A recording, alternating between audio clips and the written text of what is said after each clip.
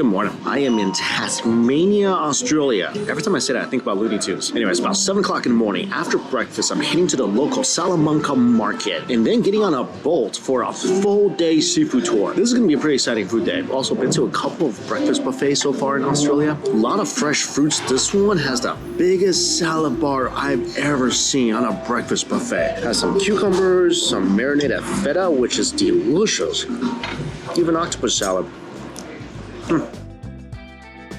This is such a charming city. And I'm on my way to the famous Salamanca Market. This is one of the biggest markets in all of Australia. I think there's over 600 vendors. It's only on Saturdays, and I hear there is a ton of amazing food.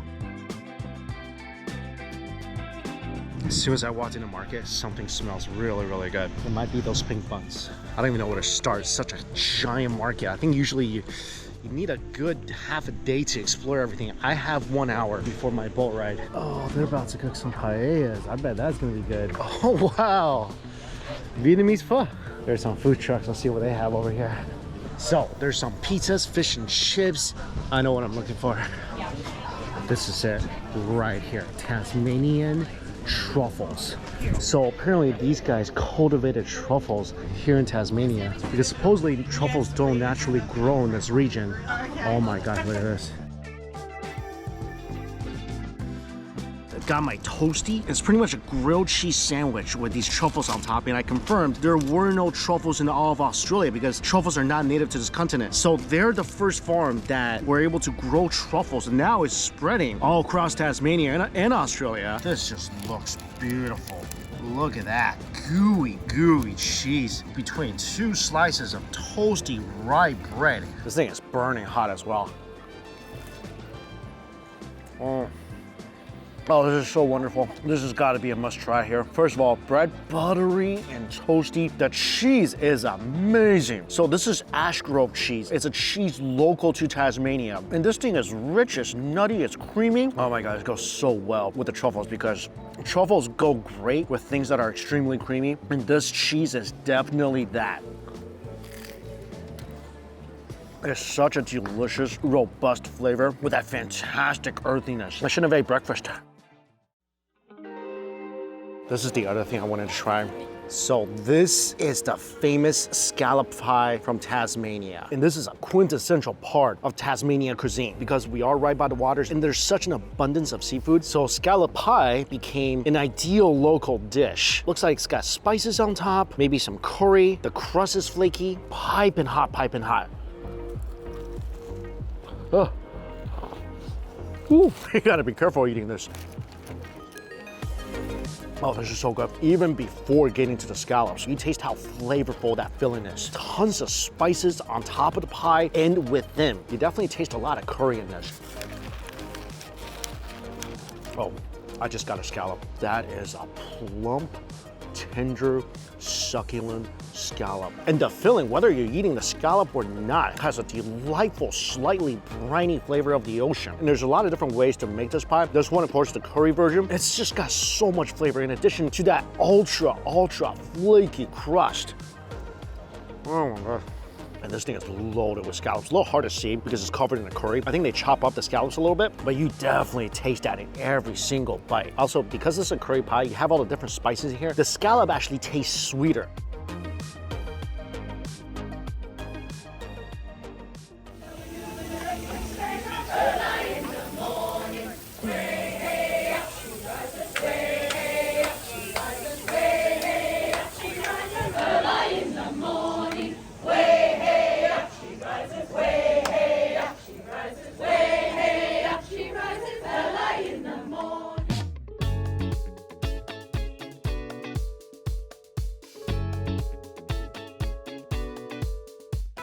I found myself a scallop stick. This thing is grilled in butter. I think some citrus juice on this as well.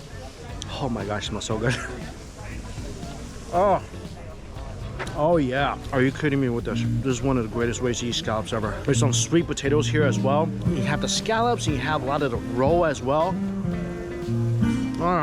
This is some of the most tender, delicate, succulent, sweet scallops you will ever have. And the way they cooked it, So buttery. I think those scallops are sweeter than the sweet potato that's on this stick. When I walked up and I ordered one scallop stick, they asked me if I was sure I only wanted one scallop stick. I was like, yeah, I mean, it looks like a giant scallop stick. How many can I eat? About a dozen.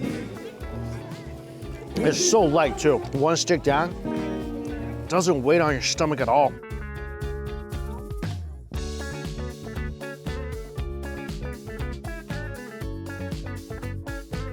Last thing I'm eating here before I have to run out to the boat. I've been eyeing this giant salmon roll and it is humongous. Seared salmon, lettuce on fresh focaccia bread.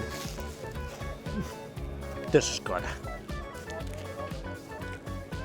Bread is so toasty and fresh. I love the sauce they put in this. Creamy, peppery, just the bread and the sauce alone, already a winner. Really tender, smoky chunks of salmon. Cooked very well, very tender. Everything's seasoned perfectly. The texture is good. I like it. Actually, before I leave, gotta get another one of these. So good. I think this is my favorite thing in the market. Here we are, everyone. This is the Sea Dragon. So feel free to grab a seat on board or stand up wherever you feel comfortable. So I'm on a full day seafood boat tour. So this tour takes us, I think, about an hour out from the marina. And then we're gonna dive, not me personally, we're gonna dive for abalone and urchin and lobster. So it's gonna be a fresh seafood excursion. Because of course, when you come to Tasmania, it's all about the seafood.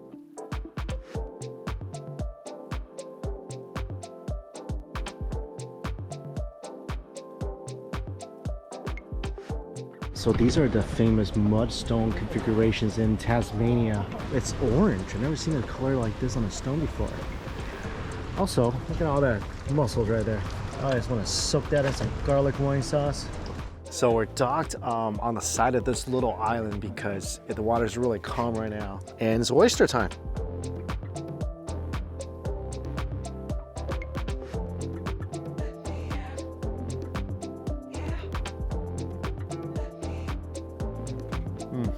Oh, that's so fresh and nice. Very buttery, a little briny, but the flavor is so clean. Oh, that's a plump oyster. And with the shells, they say you can just toss in the ocean. Let's go get some more.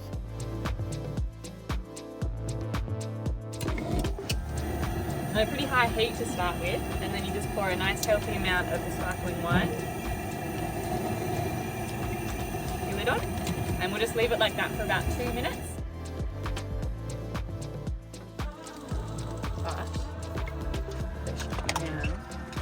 A little bit easy to open, and you have that amazing broth on the inside. So make sure you drink the broth. It'll be salty, but have some of the wine in there as well. And you just have to cut the little mussel, turn it over because it looks nicer. There's sometimes a little bit of shell. But yeah, that's ready to go. So these are cooked with just the juice inside the oyster and some white wine. Ooh. Oh, that's good. I think I like that one more. The briny juice with the wine just makes that into like a delicious oceany soup in the best way possible. These are the Tasmanian rock lobsters. They're both males as well. So the females will have sort of an extra little swimmerette here. Course number 2, they just brought out a couple ginormous rock lobsters, and they have 4 of them total. That's for lunch as well. Can't wait for that.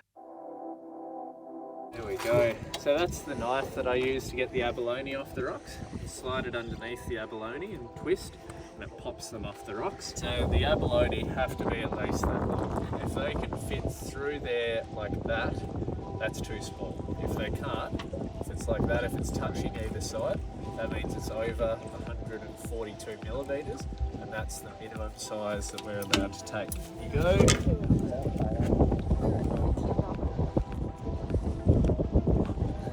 That's my shopping bag. See you later. Good luck, no prism.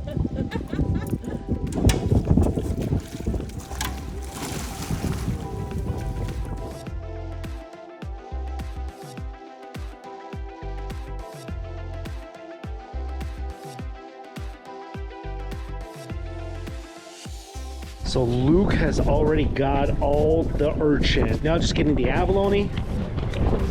That only took about 10 minutes.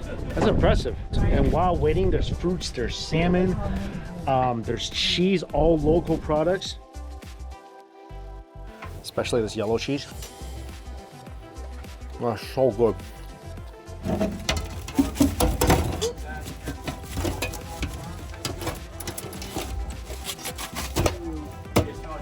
Wow. Those different colors. Yeah, so they're amazing different colors. I've never seen the white one before.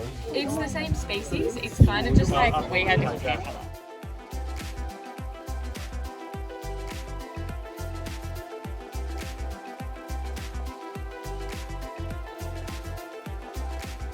Fresh uni from the waters. Wow, this is so good here. The urchin here is kind of like a combination between Santa Barbara urchin, which is the sweetest, and Hokkaido urchin, which I think is the creamiest. Best of both worlds. It's so good. It's got a beautiful umami aftertaste too. That's just spectacular.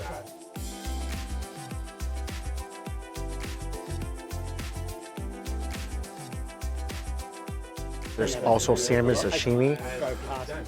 Very fatty salmon sashimi. We're just going to do the tails as sashimi. So if you haven't tasted sashimi crayfish before, out of everything that we've eaten raw today, this is actually my favourite, personally. I find it really beautiful. So these two whoppers, we're going to cook. We're probably going to cook them for about a minute longer than what we normally would with these ones.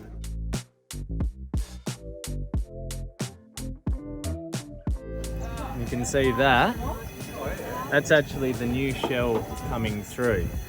So it's an exact replica of this one. It's actually about 5 times a year they'll shed their shell, and this is the like soft shell crab, that same sort of thing. So this is the new shell about to come through. Now that's really chewy, so we're actually going to cook it separately as well.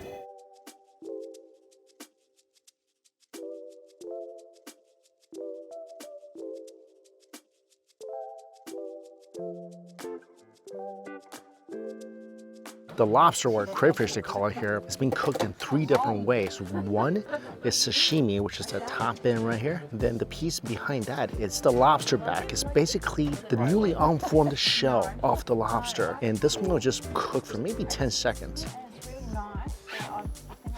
Oh my God, it's sweet. That is really, really sweet. A little more chew. A little more brininess, such a nice texture. Don't really even need much dipping sauce. That natural sweetness, perfect. I think it has a little more brininess than an Atlantic lobster. That's so good.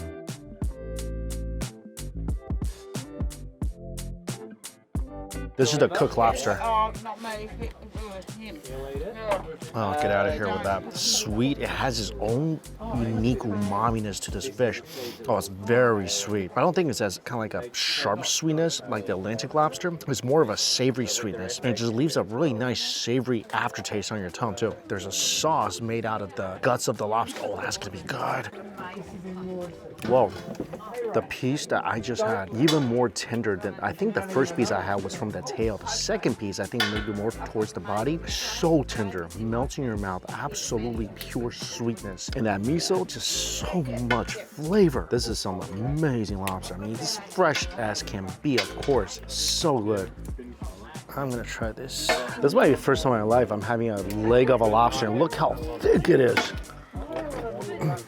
Oh gosh, so sweet. That's the biggest lobster leg I've ever seen.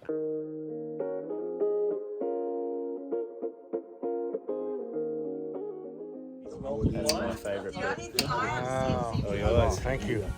All right, never mind about the lobster leg I never had before. This is a lobster antenna.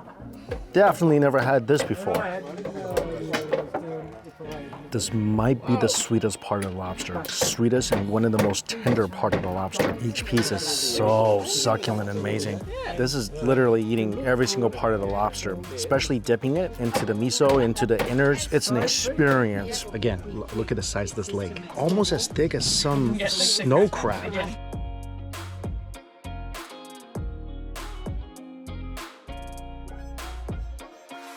Do not sleep on the lobster legs. Incredible. So these bits as well, these are the joints that the legs come out of. These are really nice. Really easy way to do it. Squeeze. Get out. You can eat all of that on the inside there. There you go. And these are essentially the lobster elbows or the lobster joints. Just as tender, a little more savory. I don't think I've ever broken a lobster down this carefully before. Definitely not with the legs and the antennas and stuff, but there's a lot of meat in all these joints and extensions and crevices, and really good meat too. And it's really interesting how like different parts of the lobster, you do taste a difference, especially the legs are more tender, the joints are more succulent, the tails are more firm, and the degree of sweetness will change as well. This is very high up on the tail section, almost connecting to the body, the head. That's the richest, most flavorful section because that has a little bit of the miso, the innards attached to that. Less sweet, more flavor. Oh my goodness, I've never seen abalone this big before. Seriously, ever. Usually it's just like maybe a third of the size, maybe a fourth of the size. This is ginormous. It's one abalone. One abalone could be one meal.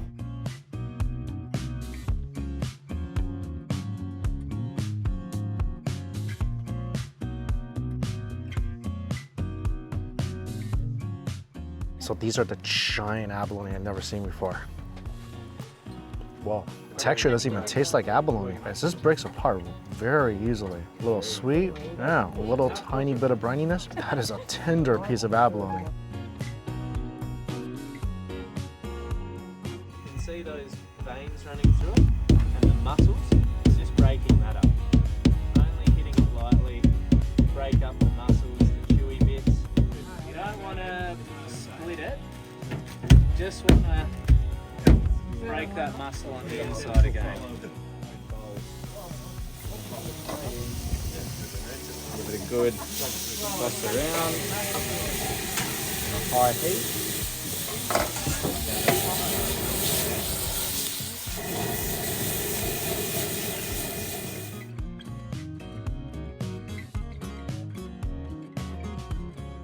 Sliced abalone. Wow.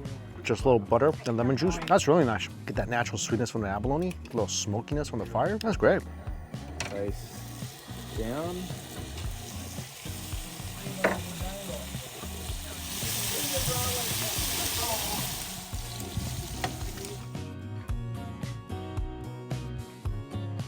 This is the last course of the abalone. This one is the main body of the abalone. It is cubed, it's cooked with scallions, garlic. Oh, it's like an Asian style stir-fried abalone. The abalone is very tender. I feel like the ingredients added doesn't at all hide the sweetness of the abalone. This has been a pretty awesome seafood trip. And that's it for the seafood feast at sea. This is a really cool tour. We started at 10 a.m. It's about 3:30 p.m. right now, and it's gonna take at least an hour to get back. So by the time you get back, probably 5 o'clock. But they give you a ton of food. I think there was oysters, salmon, bread, cheeses, fruits, of course the lobster, the uni, the abalone. So you're really getting a taste of Tasmania because seafood is such a huge part of the Tasmanian food scene. On top of all that, it's so beautiful. You get a beautiful tour of the Tasmanian coastline. Also, the guides, shout out to Luke and Emma, some of the friendliest people you'll ever meet. Now just relax, head back and find some dinner.